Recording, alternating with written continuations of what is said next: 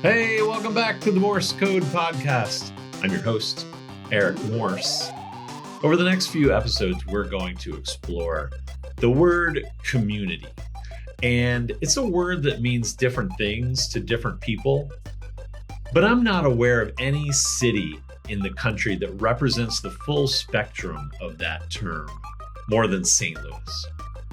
From the French to the German to the Italians to the black and white segregation to the city-county divide, St. Louis has featured many different communities struggling to live together and also coming together when circumstances required, whether it's storm or tragedy, etc.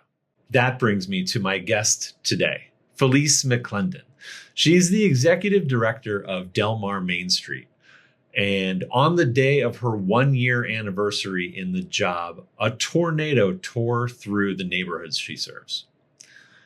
All of a sudden, coming together was a matter of life and death. Felice and I get to talk a lot about community and about her story and what is required of the role of bringing community together. I'm sure many listeners are familiar with the term Del Mar Divide. It describes the legacy of redlining that is still visible today in stark and dramatic terms. On the south side of Del Mar Boulevard, gorgeous, historic $2 million homes. And on the north, families still struggle. If you're not from St. Louis, it's hard to overstate the contrast that happens within less than 100 yards. So Felice is one of the people working heroically to revive these neighborhoods, to bring people together in community. She's a multi-talented community builder, a storyteller, the mother of a child with special needs, and I'm going to say the most fashionable person I've met in St. Louis. I also found out shortly after we wrapped on this interview that she's an amazingly talented singer. We were talking about music, Jermaine Jackson, Lenny Kravitz, the Fugees. And she said, maybe you should hear this. And she sent me a link on Spotify to an album she recorded in 2003 that is fucking great. Little bit Mary J. Blige, a little bit Erykah Badu, and so good. You got to listen to it. You'll get it immediately. Go to Spotify, search for Felice McClendon. I hope you enjoy this conversation as much as I did. Enjoy meeting one of St. Louis's heroes, Felice McClendon. Thank you for doing this. Thank you for having me. Yeah, I'm very excited to talk to you because you embody so much of what I love about St. Louis, and you are actively working on building, rebuilding, helping St. Louis. Yeah. What I'm doing for this year, for 2026, is I'm doing sort of like monthly themes. Okay. And April is about community. Okay. So it only makes sense that we would talk. You're the first person to come to mind. Yay. And I wanted to get you to tell your story, and then we'll tell St. Louis's story. We'll tell Del Mar Main Street's story. Okay. And just kind of go all over the place. I might ask you some music questions. Oh, I love it. I love it. Remember the show, Name That Tune? Let's do it. Let's do it. Sure. I'm just joking, but I think that we have a lot in common, and we have had a nice time getting to know each other. And then I realized that you had gone to journalism school. Yeah. You have a writing background. You've done some marketing. You've worked in, I think arts development. Is that right? And youth programs. And now you're doing community development. So walk me through this.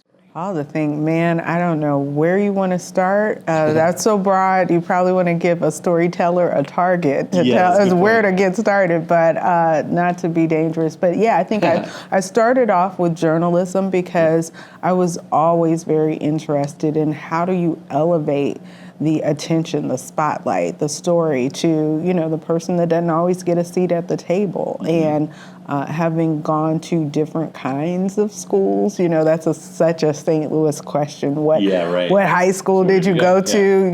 And we're not talking about college. We're literally talking about high school. But I think, not that this doesn't happen in other cities and towns of similar, larger population or otherwise, but I think, some of that is like, where do you come from? Who are your people? Yeah. And there's also kind of embedded a socioeconomic question in that underlying piece, right? So, even though I've been here for 30 years, I didn't go to high school here, but I realized in my schooling, I've had a chance to go to school with people that look like me, people that don't look like me. I've traveled, just other things to have kind of a different worldview. So, early on when I was, God rest my dad's soul, in Omaha, Nebraska. Wow. Is that where you're from? Not at all.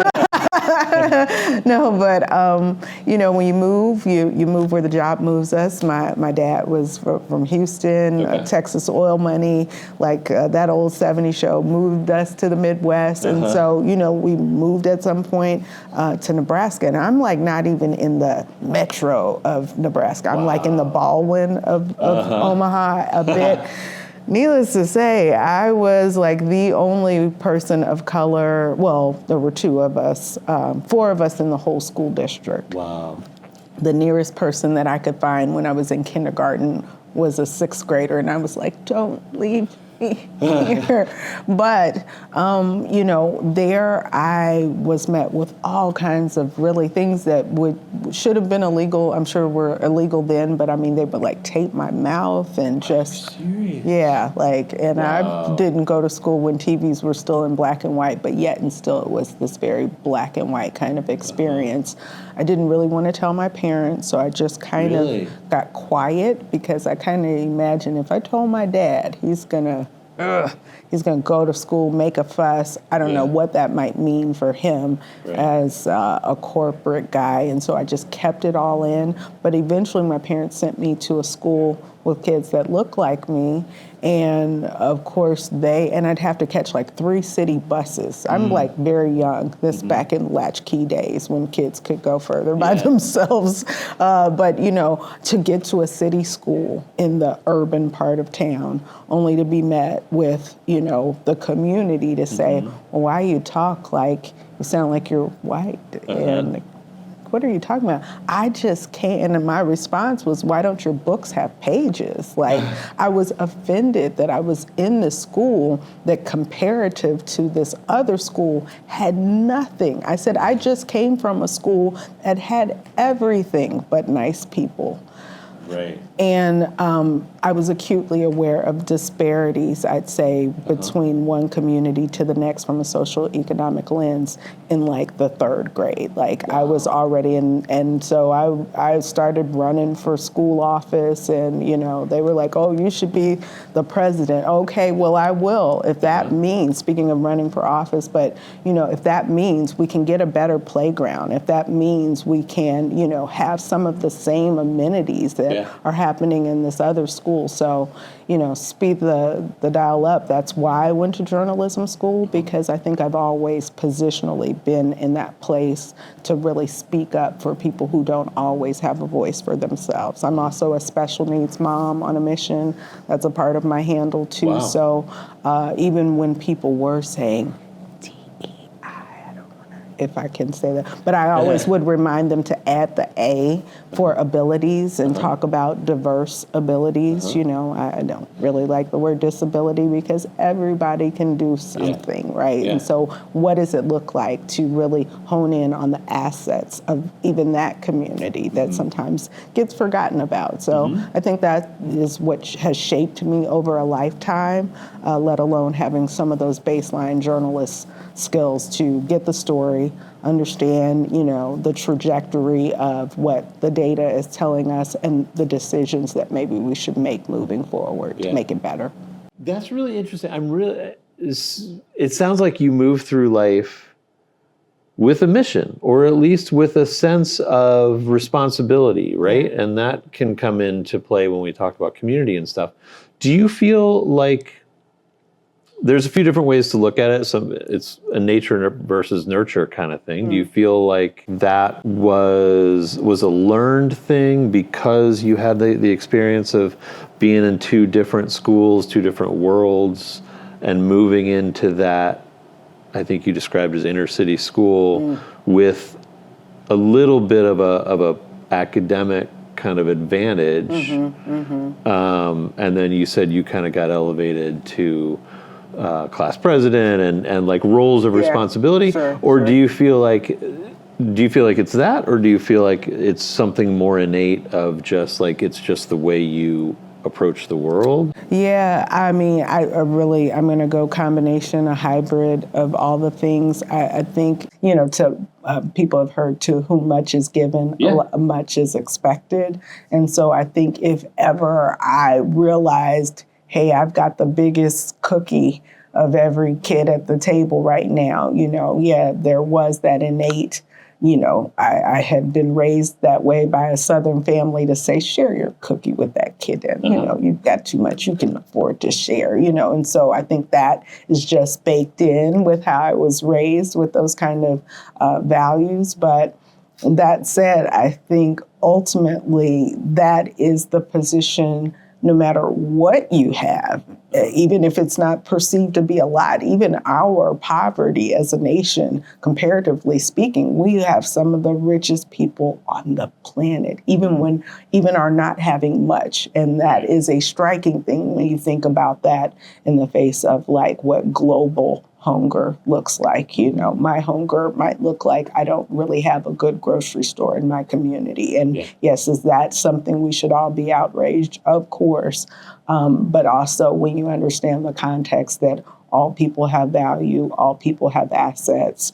I think whatever your assets and your value are, there should be kind of that moral compass that guides you to build community. Literally here, in this space where we are on Del Mar, and I know we'll get to that, but I literally let people know, every person that I know, because it's an invitation, I say, we are building unity. Yeah. That's how I spell it. I misspell it, even though my mom was an English teacher and I'm full of words spelled correctly with no autocorrect, but I misspell unity because it's an invitation, and it's really something that we all should care about our neighbor in a way that if we lose that, we also will lose, even back to the other side of the nature versus nurture, we'll lose even the value if we're just talking about dollars and cents. Like there's a cost to not caring. And so if you're not as, deeply moved by people and people related problems, there are real costs as it relates to neglect and what happens when you let communities fall into blight and that sort of thing. Yeah. So I've always had that kind of both and vernacular to be able to, share the urgency of that need. If you need to hear it in dollars and cents, we can talk dollars and cents. But if you've got the bandwidth to hear a story about a woman who's still living without a roof on her property because she doesn't want to sell, but she stays in a tent even when it's cold outside, like, a year later from the tornado, I got that story too. So however you need to hear it, I want to be prepared. That's something a journalist would have to do to give you the story, how you need to receive it. Yeah.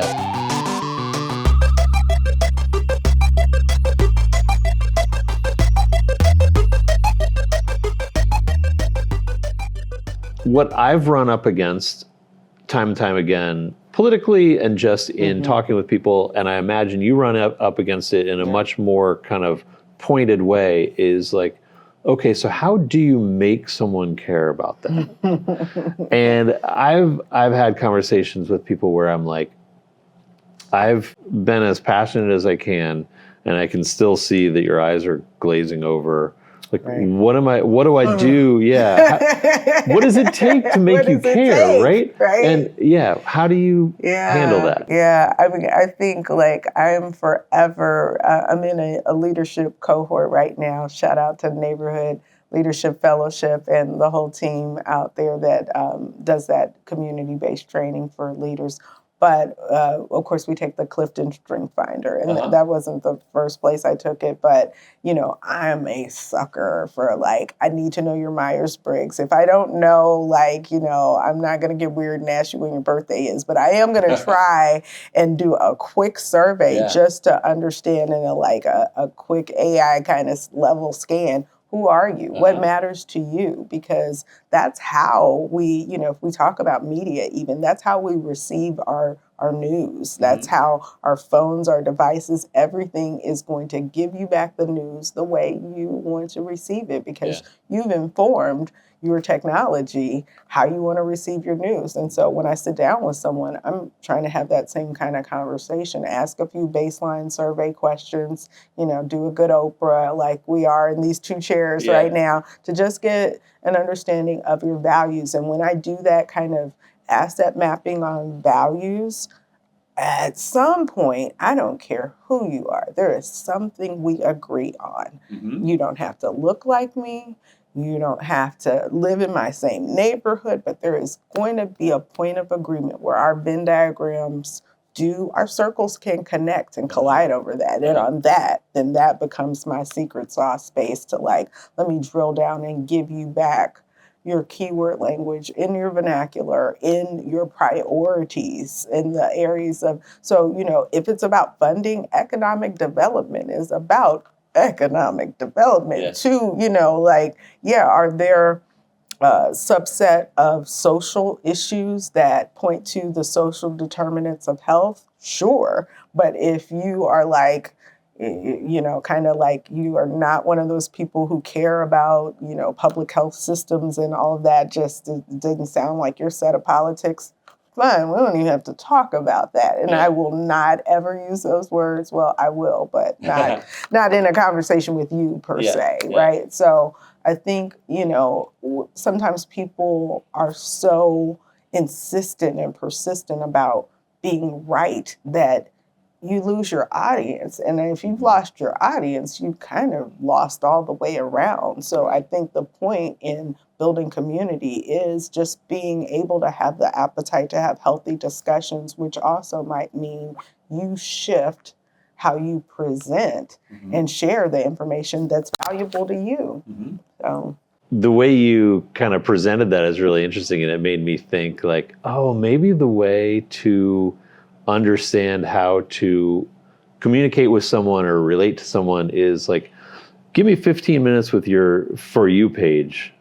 And then I can see what the algorithm thinks of you or the algorithm thinks you like. And then I'll know, what's important to you or at least what, engages. What engages you. Our devices do it. I'll give you an example of one, and not that it's just about education. That's, I mentioned the social determinants of health. That's one spoke on the wheel, but it's obviously a multi-pronged approach when you're dealing in community doing economic development. But, and it's an old data point, so I don't know what the 2026 number is for this, but there was a point when I was doing youth development and, there's a number about literacy that says, if a kid's reading isn't all the way right by third grade, her kid's probably going to jail.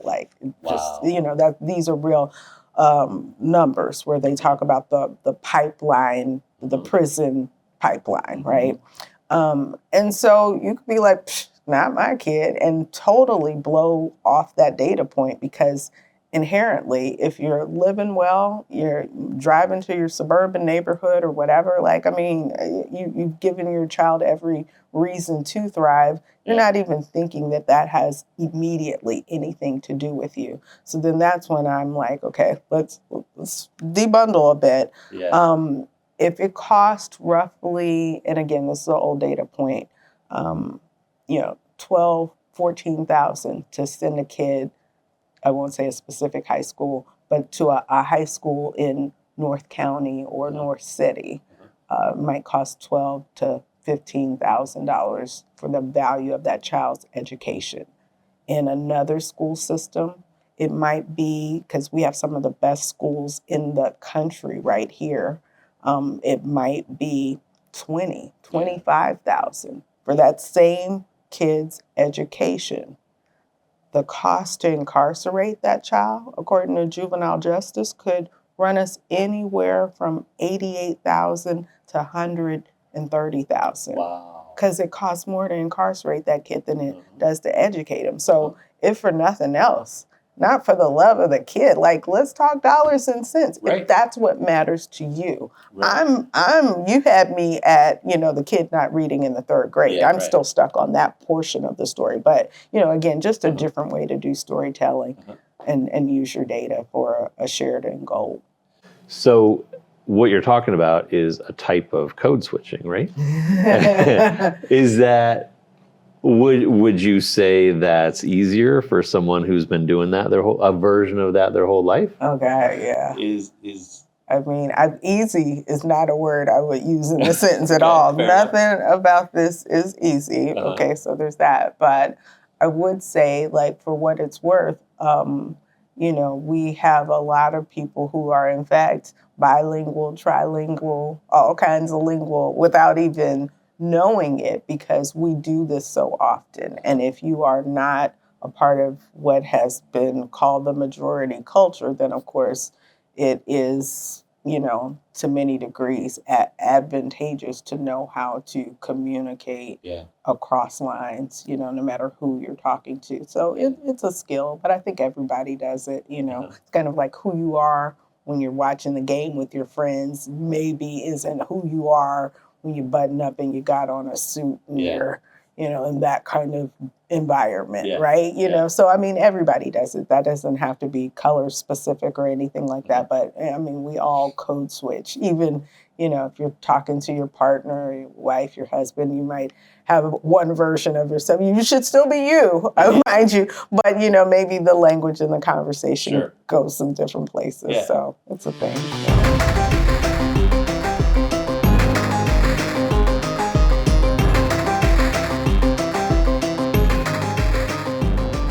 Well, that's a good segue into what you're doing now and where we are now. Yeah. Literally, St. Louis, we talk about the Del Mar Divide. We're in Del Mar Divine. Yes. You, for the past, I want to say 1.5 years, 2 years, longer than that? 2 years, but okay. I will tell you, when you have survived a tornado, that's like 2 years in like dog years, plus carry the one, add a 2, add a decade. It feels like that, right? So, I've been here now for 2 years. Funny enough, May, that actual date was almost a year to date for my anniversary. Like, really? Literally. Your wedding anniversary? No, my wedding anniversary. My anniversary, my work anniversary was like, welcome, you get a tornado for your anniversary. As if it wasn't already complex in just nature to do economic development and restore in disinvested places and all the things. But so if the Del Mar Divide, that the BBC was the one who had pointed out that initial, gave us that name, if you will, and it's not really. We didn't come up with that. The BBC came up with it? If you want to hear all the not so great news about yourself and you don't know which news station, which affiliate to watch, don't worry. The BBC will tell you everything that you ever wanted to know and maybe missed on any of the major outlets on either side. So, but the BBC came up with that Del Mar Divide, and where they pointed to both the income gap, which at the time was roughly around 30,000 or so, and also an age life expectancy gap. So, and that was around like 18, 23 year gap. Wow. So just between like, you're going to live longer than me. It has nothing to do with, how old you are, how old I, like, you being in the skin you're in, you're going to live longer than me. And then if you're on the north side of the street, you also will have, obviously, if you have considerably less income, then everything, all the other data points kind of line up with that. There's this commensurate factor that goes with that. So I had been sharing that data because to tell part of, hey, I joined this to help bridge the gap for this Del Mar Divide. That's why I'm with intention sitting in Del Mar Divide, because I've, likened myself to join a community of people who we have these shared values. Yeah. Only for the tornado to hit. And I was like, wow, why data is not evergreen. Why am I still quoting data from 2012? I wonder what those numbers look like today. Do you know? Like roughly? I don't know. I don't know what the age life expectancy gap is, because that's a new number and I haven't fetched it. But I did see a report somewhere that I think it was out of a WashU publication. Someone published a number, and this was post-census, but maybe 22, 23. It wasn't even tornado time, but it was 73,000 was the income gap.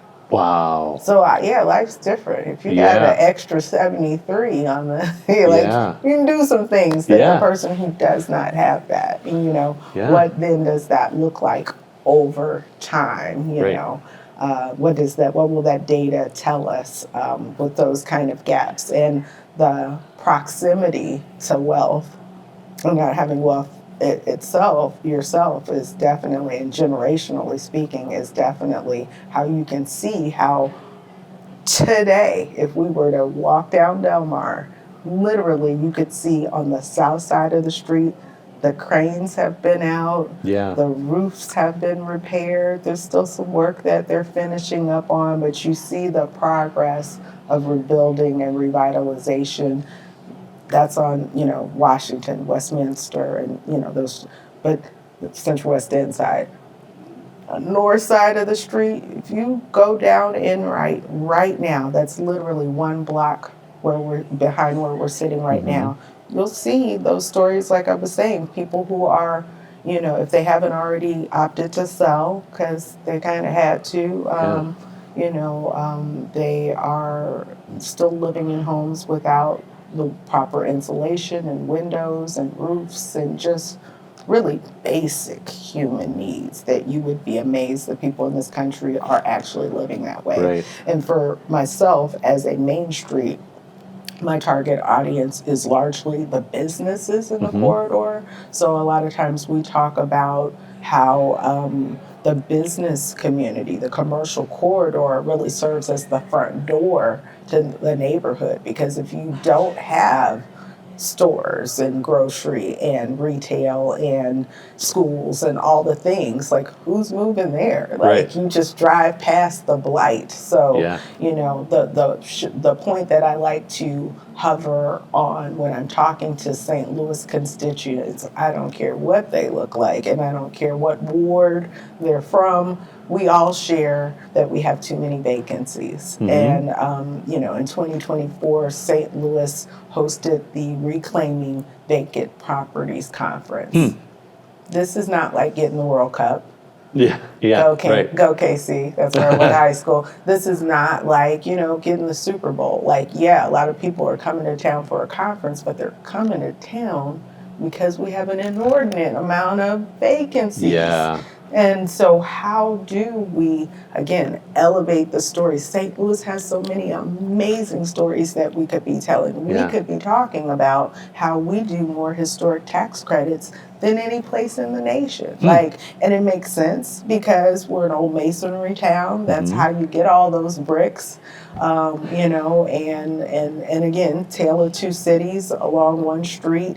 For the folks that did not have that extra 73,000 to do tuck pointing, that's a luxury, otherwise you're just living there. And if you have insurance, because we found out too, we had a lot of people who were either uninsured or underinsured. So if you even have insurance, that insurance is rolled into your mortgage. So we had a whole bunch of folks that, literally lost everything, because if that home has been passed down generationally and you don't have a mortgage, chances are you probably don't have quality insurance products either. So, just these kind of things that life can keep lifing and you're not thinking about until a tornado hits. Yeah. And then the covers are blown back and you see we still have a real divide we need to attend to. And it's not just a poor people problem, it's everybody's problem. Right. Did the focus of Delmar Main Street and your own focus change when the tornado hit from I know you've continued to be focused on business development and the businesses that Delmar lost after that tornado, but did it shift toward being more concerned about and focused on residential, or has that always been part of the scope? I'd say, of course there was not a pivot from anything that we were working on. So our priorities as a Main Street are still design, organizational development, promoting things, and economic vitality. Whether a Main Street across the country, there's over 2,000 Main Streets across the country, but rural, urban, or suburban, those are still the four legs of the table that make it stand. So that's still our focus. But in terms of augmenting my scope of work to include how I focus and prioritize, kind of where and what to triage, I would say that,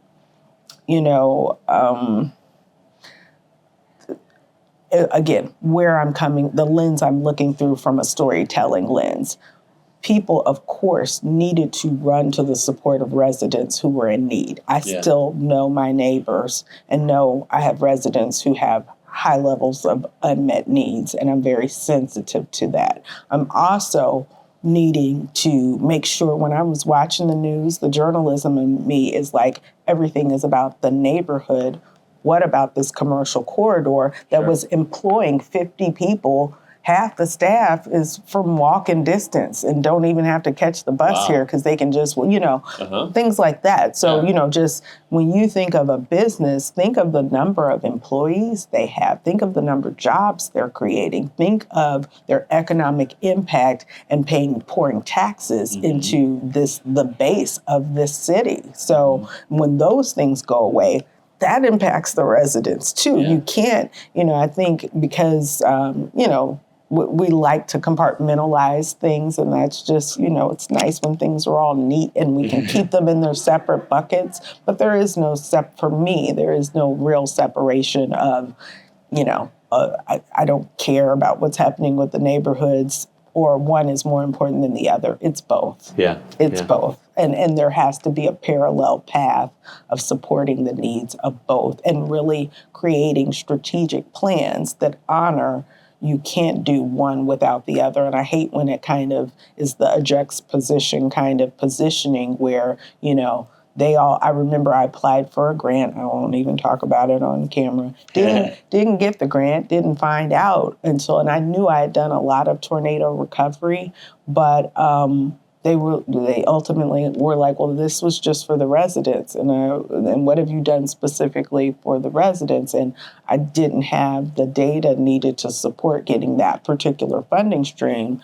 But at the end of the day, I was like, everything I'm doing is still for the residents, because you don't understand, if we let these places close and there's nothing here and there's just that dust bowl rolling through, do you want to see what happens when we let that level of blight and just really fully, assume more of our streets? We can't afford any more population. That's where the population also comes from. Nobody, these are neighborhoods. These 8 neighborhoods that I'm surrounded by have classically had density. And, again, we've got to protect our population so that we don't have any more loss in that area. It's an everybody issue.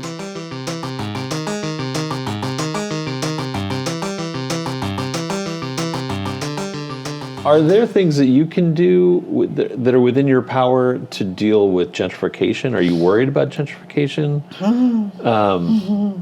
And how does that impact Delmar and you and et cetera?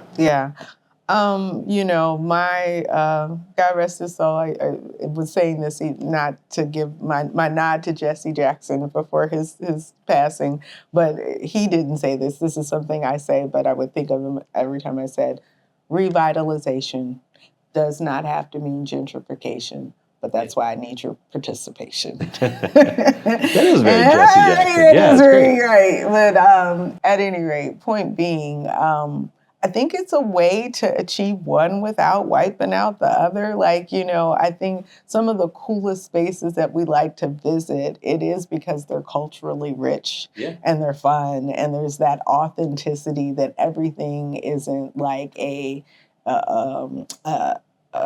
franchise and, you know, just a cookie cutter kind of. It's distinctly unique to this area and the people who live here and migrated there for however they got there from wherever they got there. So I think that too is a part of when we travel, when we, you know, when I talk about Del Mar, we say we have Big D energy, but the Big D is for destination, location, right? And, you know, but when people, you know, another fun fact, Missouri Department of Tourism let us know, we have the top 3 places to visit in the state right here in St. Louis. This is the news we got to tell and share. The Loop, that's on the list. It made the list. Our zoo, and of course that comes with the proximity to Forest Park and the Arch.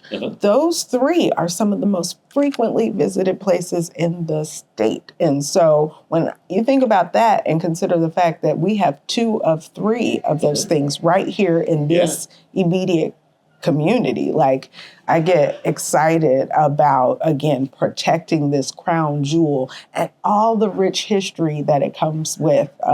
So you heard me talk about the Main Street model and that design being a big a pillar of the Main Street approach to focus on design, but that design includes historic preservation. And so, you know, we've got just such amazing architecture. When you drive down Lindell, when you drive down Forest Park, and, you know, I had some people here the other day from DC, and I was just driving, and they breathtaking views, right? You know, of what are, so this is what makes St. Louis, you know, let alone just even digging into when you see that flag and it's got the blue line, and those are like where the rivers come together, and that, you know, so again, that's, you got to know your history and be that kind of geek to really get into the story that this is where the rivers meet. This is where the people meet. This is where this is your central corridor that really represents so many people and so many stories, and to wipe that down and change it into something that it's not, just to make it like a strip mall, would be a great disservice, right? So I do get concerned when I talked to a realty group the other day, sold like 7 homes or bought 7 homes for less than $100,000. Wow. That's you know, okay, so I'm not mad at that, because, I mean, hey, I might buy a block myself. That's what it's going for these days. But the reality is I do want to make sure I do the rebuilding in a way that honors that there's a rich history here. And I don't want to lose all my neighbors. I don't want to lose all those stories, those cute little stores, the shop local. We are in a season where shopping local matters. Again, I don't care who you voted for, shopping local matters. And so, you know, I want to keep those neighborhood and community elements in place for that reason, because that really is what uniquely makes us so St. Louis. And something we're all proud of, right? So even when we go to a game, you know, no one ever shows up with their Cardinals jersey on, like, go Clayton Cardinals. I love Clayton, right? I love it. I go to festivals and stuff there too. But, you know, the reality is we've got to protect our crown jewel, which is our city, which all the tentacles come out from that, you know. And if that is strong, we all will be strong as a region. I agree. All right, I know you got to go. You mentioned Clifton strengths, so I'm just curious. What are your top 5? Do you know your top 5 strengths? I got a little woo in me. Of course you do. I don't know if I should share all my secrets because that's probably that. It's good to know from a conversation. I am a builder. I am strategic. You know, it's not all woo and no. You know, you got to have something to back that up too. Yeah. But yeah, a connector. I think, and for what it's worth, when I mention connector. When I describe the work, and if I just have to drill it down to like, what do you do? And what is Del Mar Main Street? I say, we are the mortar in the middle. The mortar in the middle. That's how, when you have a tornado and everything falls to kaput, you know, that's because you're missing that mortar in the middle. Yeah. So we, Eric, are both, we are making history right now. The decisions we are making right now, we are making history and establishing our future at the same time by the decisions we're making right now. And so the difference is about what's happening in the mortar in the middle. And so I will, and as much as I love alliteration, but as much as I have to think global, I also have to think granularly to be acutely aware about what's happening at the street level, so that I can transition from the boardroom to the block to make sure I've got all my bases covered. Yeah. You know, so that's my strength. If I have a strength at all, it does lie in the power of connecting people and helping people see the connection between them and maybe somebody they wouldn't ordinarily sit down and talk to. That's why we're going to have this Levitt Music Series. You're invited. You got to come out every second and fourth Sunday. Okay. We won, and when I say we, I mean we, in that it's first flag on the map for not just our city, but the first flag for our state. Levitt Music Series, Mimi and Mortimer Levitt, very wealthy people, God rest their soul. They said 95% of wealth stays in perpetuity. We want to spin down our family foundation to do concerts, to bring joy and bring people together. So we wrote the grant. A portion of the grant also had a public voting portion, and that's what got us to the win. And this again was a national competition. St. Louis nor anyone in the state has ever won this before. But when we they flew us out to LA to get the training and all of that. But when we went to learn how do you put on a Levitt Music Series, we found out, like, you know, this is not just your win. This is something you are sharing this with the region. And your average Levitt concert, you know, will get 2,000, 2,500 people, whether that's rural, urban, or suburban. There's over 70 cities that do Levitt, and they do about 900 shows a year. And so now we get to be a part of that number. Yeah. So we'll be activating on Del Mar and Hamilton every second and fourth Sunday, starting Mother's Day. So, Mom, you get a concert. Yeah. But, yeah, come out. We will be building community, telling people what they need to know, where they are this moment in tornado recovery, building with resilience. And building with resilience means also learning from your mistakes and, you know, also leaning in on the best practice. The main streets are a best practice, and I'm honored to represent that model in this place-based space. I love it. Yep. Yeah. I love it. Thanks so much. Thank you. This was great. Yay. Yeah. Awesome. I know it took a long time. Not just saying that because we're on camera. No. Yeah. This was great. Yeah. Come out. See ya. Game over.